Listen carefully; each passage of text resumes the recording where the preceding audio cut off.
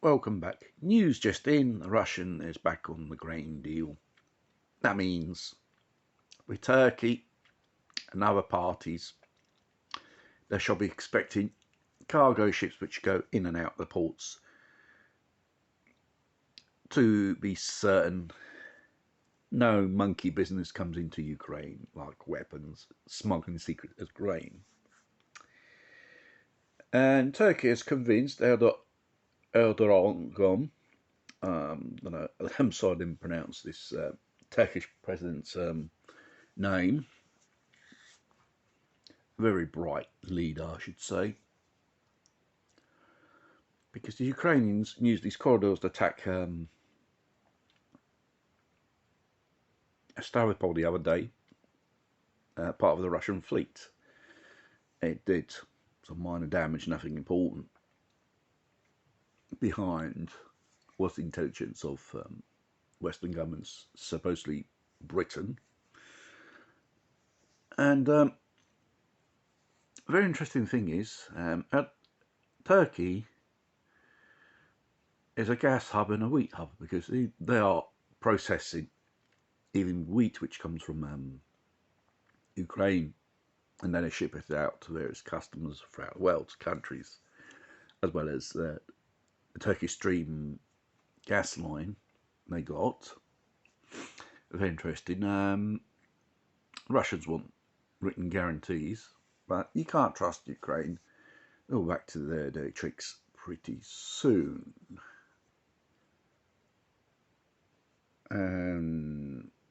What else is going on in the news? We got Macron, the president of France,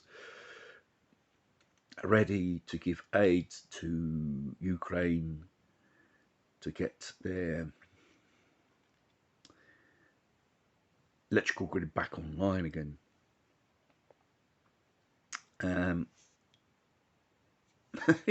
He doesn't know his fucking country's facing a crisis, people protesting. I don't know whether this refinery strikes are stopped. You've got French people controlled by the old bill. Say no more than 30 air in your petrol tank, and he wants to give financial aid to Ukraine to fix the electrical grid. Then the Russians come back in and blow it up, the crap out of it again.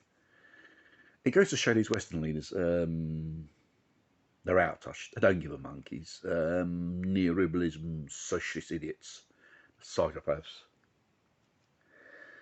And the most funniest part, who was these people? They came out, the Russians are on the internet. Wow. I think every country, their hackers and their secret services are on the internet. Really. Who believes a shit? It's got to be really balmy. I think we come to the point people believe any type of shit, mostly. Then we got stories coming out of America and Canada. Do you remember the truckie protest in Canada? Trudeau uses emergency laws, declared martial law to crush the peaceful liberty movement of truckies. Well, you had a bit of a hand from the FBI controlling Canadian citizens and social media, communications, and financial money transfers on this WeGo Fund thingy bob, giving information to Trudeau, cracking down on normal Canadian citizens, what he considers terrorists because they protest. What about you, Trudeau? Aren't you a terrorist? Aren't you a tyrant? What a hypocrite you are. So we've got a foreign criminal investigation, spying on citizens of another country. Like if it was, you know, the Minister of Thought, Big Brother controlling. We're coming to that point, we are. It's happening. And it goes to show they go to any lengths to push their so-called globalist agendas. And this is a part of it. Total control of the population. And this is why we've got these crises. Fuel shortages, food shortages.